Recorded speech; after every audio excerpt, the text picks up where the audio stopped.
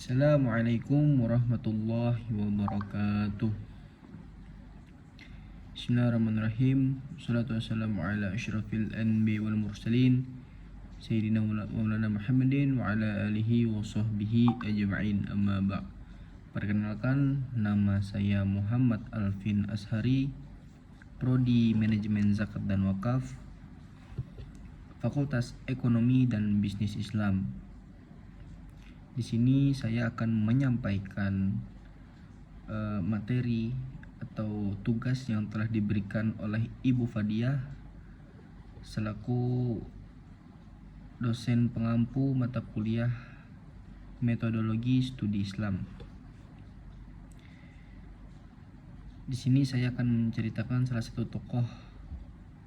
Beliau bernama Imam Al-Ghazali. Imam Al-Ghazali memiliki nama lengkap, yaitu Abu Hamid Muhammad bin Muhammad Al-Ghazali At-Tusi.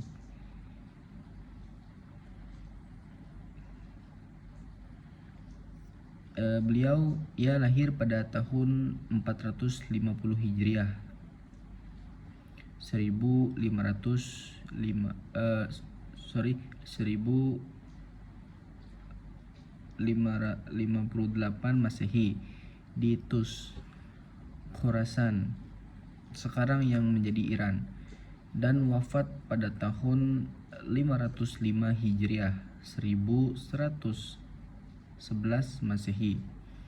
Imam Al-Ghazali dikenal sebagai salah satu ulama terbesar dalam sejarah Islam dan mendapat gelar Hujjatul Islam karena keberhasilannya membela dan memperkuat ajaran Islam dari berbagai penyimpangan pemikiran.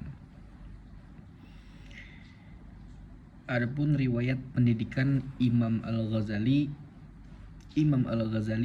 tumbuh dalam lingkungan keluarga yang religius dan mencintai ilmu. Ayahnya adalah seorang pemintal wali yang soleh dan memiliki kedekatan dengan para ulama.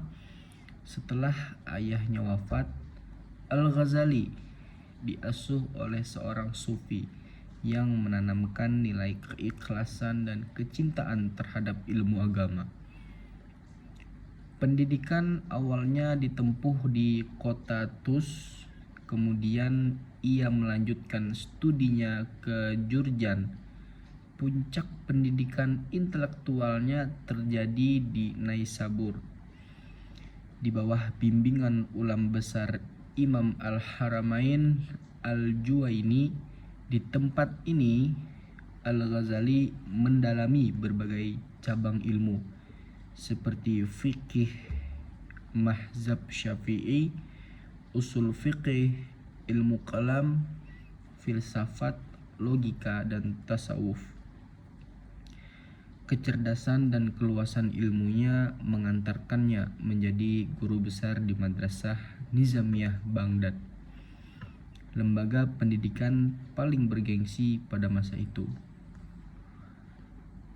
Selanjutnya, Imam Al-Ghazali memiliki karya-karya yang dikenal sebagai ulama yang sangat produktif. Ia menulis puluhan kitab yang mencakup berbagai disiplin ilmu. Beberapa karya terpentingnya antara lain seperti yang pertama ada Ihya Ulumuddin, karya monumental yang mengintegrasikan fikih, akidah, akhlak, dan tasawuf. Yang kedua ada Tahafut Al-Falasifah, kritik terhadap pemikiran filsafat yang bertentangan dengan akidah Islam.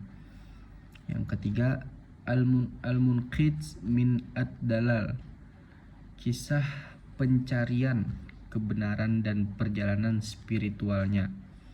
Yang keempat, ada Bidayatul Hidayah.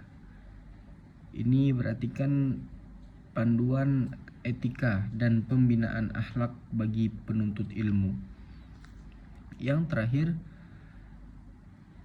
ada Maqasid Al-Falasifah. Ini menjelaskan sistem filsafat Yunani sebagai dasar kritiknya. Karya-karya ini menunjukkan kedalaman pemikiran serta kemampuan Al-Ghazali dalam menguasai berbagai bidang ilmu. Oke, selanjutnya pemikiran Imam Al-Ghazali, pandangan beliau terhadap Islam, agama Islam. Pemikiran Imam Al-Ghazali berlandaskan pada prinsip keseimbangan antara akal dan wahyu. Ia tidak menolak penggunaan akal, namun menegaskan bahwa akal memiliki batas dan harus tunduk pada wahyu. Dalam bidang tasawuf, Al-Ghazali menolak praktik ekstrim dan menekankan tasawuf yang sesuai dengan syariat. Ia berusaha menghidupkan kembali dimensi spiritual dan akhlak dalam praktik keagamaan, serta mengkritik kecenderungan formalistik dalam beragama. Melalui pendekatan ini, Al-Ghazali berhasil menjembatani perbedaan antara ulama fikih, teolog, dan kaum sufi.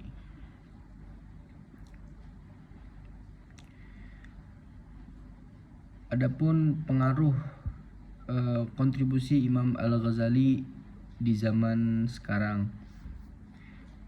Pemikiran Imam Al-Ghazali masih sangat relevan dalam kehidupan umat Islam di masa kini.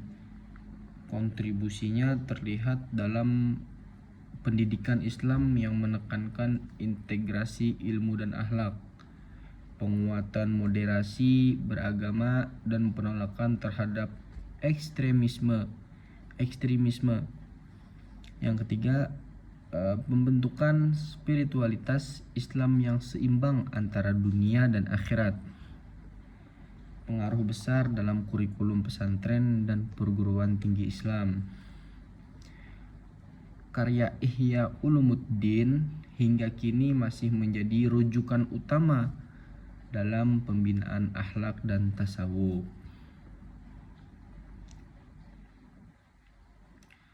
Adapun sebagian besar kalangan menilai bahwa Imam Al-Ghazali ini telah menghambat perkembangan filsafat dalam dunia Islam.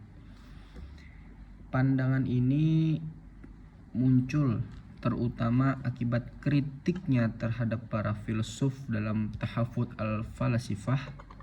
Namun, analisis yang lebih mendalam menunjukkan bahwa Al-Ghazali tidak menolak filsafat secara keseluruhan, melainkan menolak pemikiran filosofis yang bertentangan dengan prinsip akidah Islam.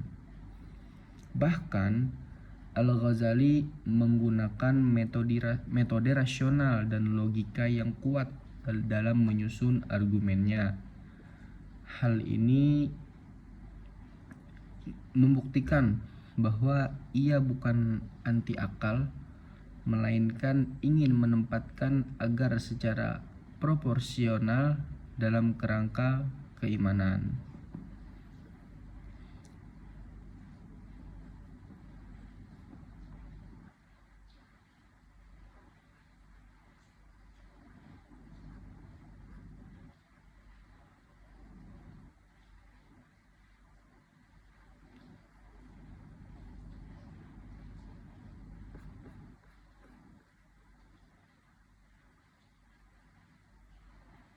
Kesimpulan dan pelajaran yang dapat kita ambil dari tokoh Imam Al-Ghazali ini adalah